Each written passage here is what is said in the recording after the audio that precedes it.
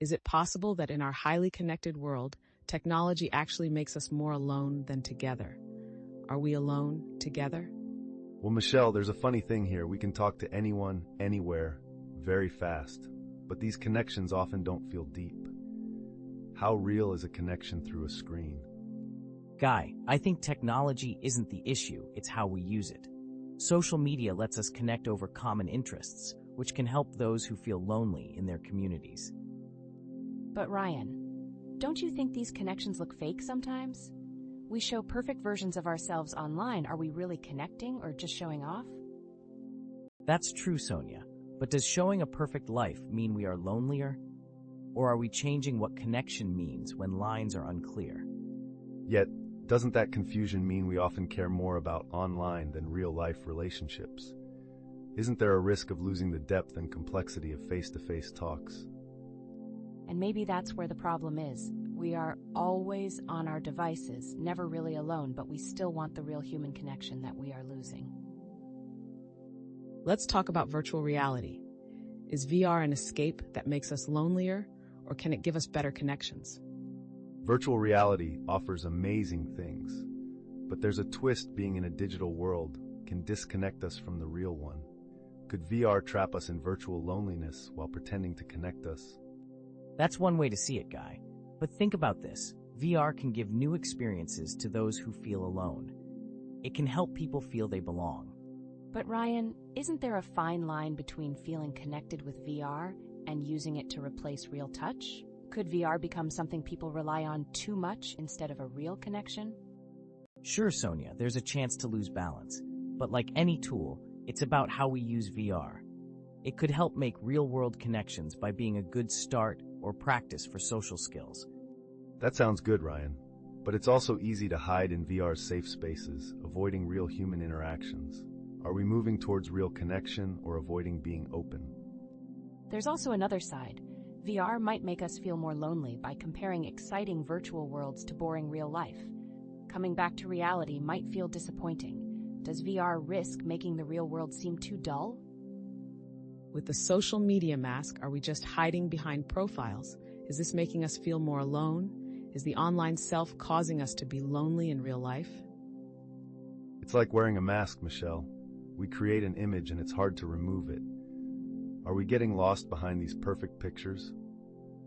But Guy, these online profiles let us express ourselves.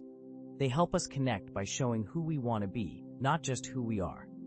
This makes me ask, Ryan, are we really connecting with people or just their masks? Can true relationships grow from these edited selves? Sonia, that's a hard question. Reality can mix up when everyone looks happier and more successful online. Does this make us feel lonely because we think we're not good enough? Still, could this help too? It pushes us to try to reach those goals in real life. It might inspire us instead of making us feel alone.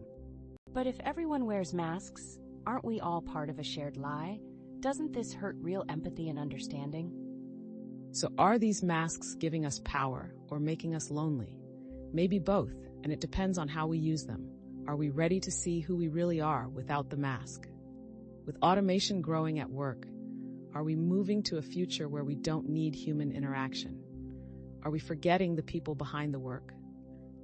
Michelle, automation is like a tool that cuts both ways. It makes tasks easy, but does it take away our need to work together? Does it remove the human part in solving problems?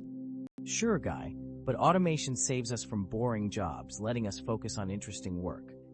Isn't that a good swap? It might help us connect more by giving us extra time. But Ryan, if machines do most things, won't we miss daily chats at work? These talks build friendships and team spirit. Could automation make the workplace lonely? Sonia, isn't that a real risk? Automation might make us work well, but alone. Without face-to-face talks, do we lose the team energy from working together in person? True, Guy, but maybe new tech could help us work well together online. Isn't it possible to feel connected through shared online spaces, even if we are not in the same place? Yet, working online might make us miss social signals. Is there a risk of misunderstandings leading to feeling lonely? If workplaces get too automated and we mostly talk online, Could that separate colleagues who feel alone instead of united? It depends on how companies change. If they care about human experience along with tech, maybe they can keep a balanced place. Yes, but will they? Are we entering a time where being efficient matters more than caring, where the human part is not as important? Can taking a break from technology help us connect with people again? How does a digital detox help fight loneliness?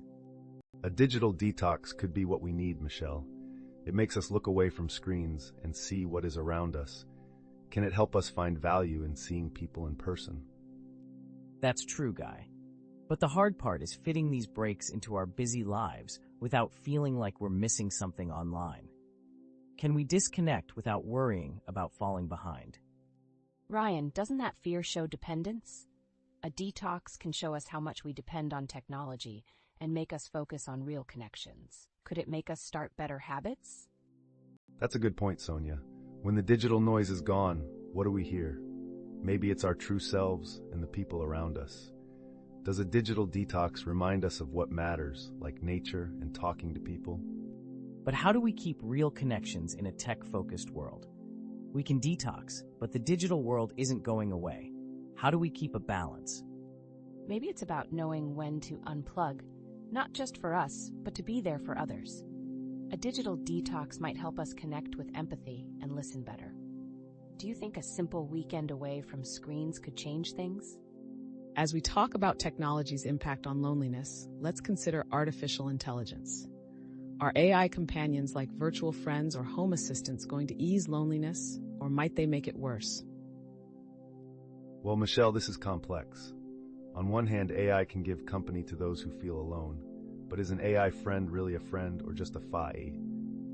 Guy, isn't it possible that AI companions can serve as a bridge? They can help those who struggle with human interactions practice social skills in a safe space.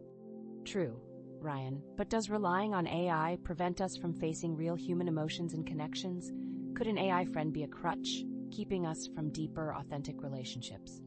Sonia, that's important to consider. If we find comfort in AI, might we start seeing human connections as optional when they're not? What happens when we choose a machine over a human voice? But isn't the goal to use AI as a supplement, not a replacement? Like using technology for health, AI companions could support mental well-being if balanced, right? Yet, isn't there a risk of AI making loneliness worse by setting unrealistic companionship expectations? Can a machine ever truly understand and empathize, or just mimic emotion? Are AI companions then more like a temporary solution than a cure for loneliness? Does their presence cover the gap of loneliness without truly closing it? We are looking at how technology affects loneliness. Will it replace our need for real human closeness? Are we moving to a world where screens are more important than real touch? Michelle, that's an important point. If we use technology for comfort, do we miss the real feelings of human relationships? Are we getting used to connections that feel less warm and caring? But Guy, people need to be social, and technology isn't always cold. It can make connections better. Maybe we're finding new ways of closeness that technology offers. Can we change what being close means in a tech-driven world? Ryan, I get what you mean, but don't digital talks create walls too? Emojis can't replace a friend's hug or a partner's comfort. Are we accepting fake closeness when we need something more real? Imagine if we only rely on these surface talks. Could we forget the understanding and patience that come from meeting face to face? It's a tricky balance, right? Do things like eye contact or body language get lost when we talk through screens? We can learn to use technology without losing these things. Mixed interactions could be what we need, letting us balance both. The key is welcoming change while keeping our human connections. But as we use tech more, are we more alone even though we're always connected?